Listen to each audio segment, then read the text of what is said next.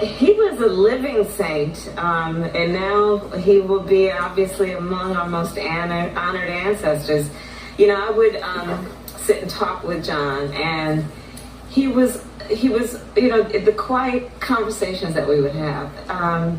He was always so encouraging. He encouraged ambition in women. He enjoyed seeing ambition in women. And, you know, there is so much to applaud him for about, as everyone has said, how he lived his truth, how he lived his faith, how he put that faith into action.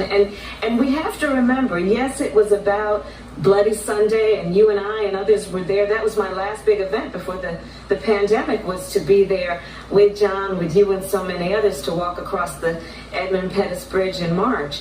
But let's also remember that John Lewis was the first person to testify in the Senate hearings to get rid of DOMA and to talk about the connection between Loving versus Virginia and the LGBTQ movement for same-sex marriage, and he would talk about love is love. John Lewis was front and center in the fight for immigrant rights, where he talked about how immigrant rights are about civil rights.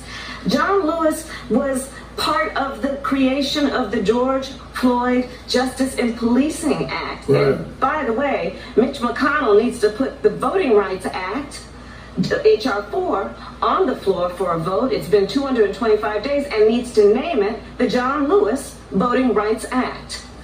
You're calling on Mr. McConnell, the majority leader of the Senate, to name the bill after John Lewis and to put the bill on the floor, and don't just give empty words, but do some John Lewis action.